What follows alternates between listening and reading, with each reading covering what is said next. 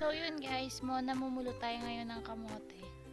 Sobrang masaya kasi makikita mo lang yung mga kamote na labas mula dun sa ilalim ng lupa.